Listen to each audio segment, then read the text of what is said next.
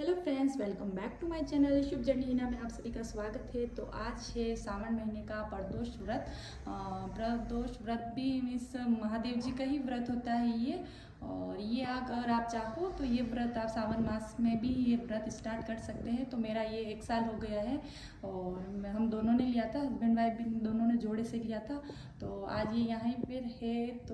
तो इसकी पूजा विधि सिंपल है, ये शाम को भी करते हैं। और मैंने ये रखा है कि सुबह नहा धोकर ये ऑफिस नहीं जाए उससे पहले हम दोनों साथ ही पूजा कर लेते हैं। और जब ये बाहर होते हैं तो मैं ही पूजा कर लेती हूँ और इनका फास्ट रहता है। और ये फास्ट शाम को खोलते हैं व्रत इसका।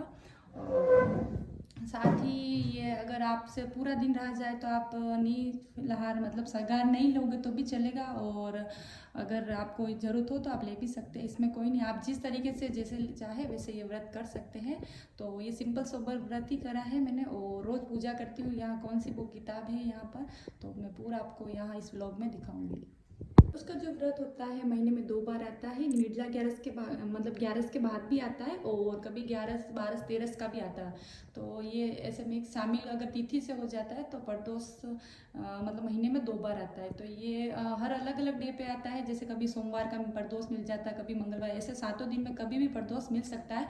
उसकी पूजा विधि भी है, उसके साथ एक किताब है, वो रोज सोम प्रदोष मम जैसे ही सारी किताब में ये कथा है। तो आप चाहे तो मार्केट से किताब भी ले सकते हो। और महादेव जी के पूरी परिवार का फोटो लेकर इसकी पूजा की जाती है।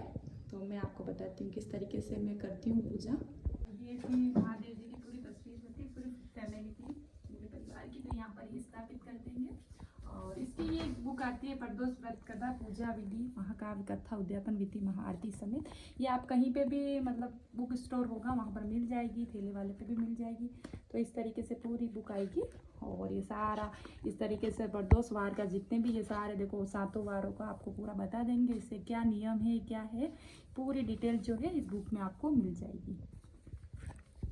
तो आज जैसे शनिवार प्रदोष का व्रत है तो थाली में आपके जो भी पूजा में आप रख सकते हैं, जैसे बेलपत्र है, पुष्प है, फ्रूट है, पंचांग है, अगरबत्ती है, जो भी आप थाली में पूजा में जमाते हैं ये सारा स्पेशली होता है।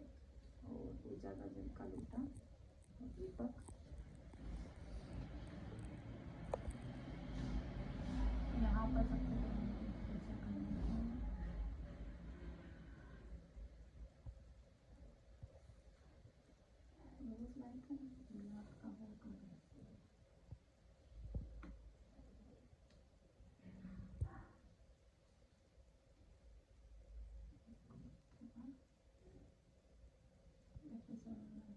और बहुत जने लोग शिवलिंग जी की स्थापना करते हैं, पर मैं तो फिलहाल ऐसी पूजा कर रही हूँ। और अभी मेरे सावन माह का भी व्रत है और इस महीने नेक्स्ट महीने प्रदोष के साथ ये पुरुषोत्तम मास का भी व्रत स्टार्ट होने वाले हैं। तो आज है जैसे शनिवार प्रदोष। तो शनिवार जो प्रदोष व्रत होता है वो पुत्र प्राप्ति के हेतु होता है, पुत्र प्राप्ति के लिए। ये सबसे लास्ट ही होगा ये रविवार का।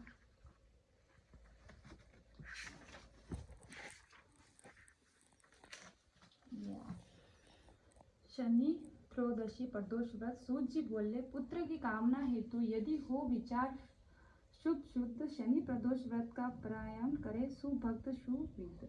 तो ये व्रत की कथा है। और शनिवार का जो व्रत है वो पुत्र की कामना के लिए है। प्राचीन समय की बात है, एक नगर में सेठ जो था धन दौलत और वैभव के संपन्न था। वह अत्यंत दयालु था। उसके वहाँ कभी भी कोई खाली हाथ नहीं लौटता था। वह सभी को भर कर दान दक्षिणा देता था। लेकिन दूसरों को सुखी देखने वाले सेठ की उस पत्नी काफी दुखी रहते थे। दुख का कारण उनका यह था कि उनके पास कोई संतान नहीं थी, क्योंकि वह संतानहीनता के कारण दोनों दूल्हे जा रहे थे। एक दिन उन्होंने तीर्थ यात्रा पर जाने पर निश्चय किया, अपने काम काज को सौंप कर चले गए। अभी वे नगर से बाहर निकले ही थे, उन्हें एक विशाल वृक्ष के नीचे समाधि लेकर एक तेजस्वी साधु दिखाई पड़े। दोनों सोचा कि साधु महाराज ने आशीर्वाद देकर आगे यात्रा उन्होंने शुरू कर दी थी। और पति पत्नी दोनों ही समाधि लीन साधु के सामने हाथ जोड़कर बैठ गए। उनकी समाधि टूटने की प्रतीक्षा करने लगे। सुबह से शाम व फिर रात हो गई, लेकिन जो साधु की जो समाधि पर जो बैठे थे वो नहीं टूटी। मगर सेठ पति पत्नी धैर्य पूर्वक हाथ जोड़कर पूर्ववत बैठे रहे। अंत अगले दिन प्राप्तकाल ही साधु समाधि से उठे। पति पत्नी को देखकर वह मंद मुस्कुराए और आशीर्वाद स्वरूप हाथ जोड़कर बोले, मैं तुम्हारे अंतर्मन की कथा से भाप रहा हूँ वत्स्य।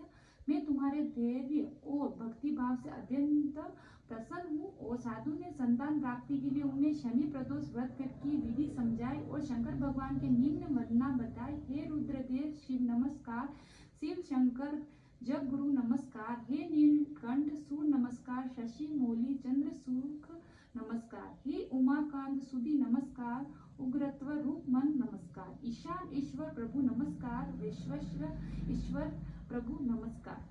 तीर्थ यात्रा के बाद दोनों वापस घर लौटे और नियम अनुसार उन्होंने शनि प्रदोष का व्रत करने लगे। कालांतर सेठ और पत्नी के एक सुंदर रूप में पुत्र ने जन्म दिया। शनि प्रदोष व्रत करने के प्रभाव से उनके यहाँ छाया से अंधकार लुप्त हो गया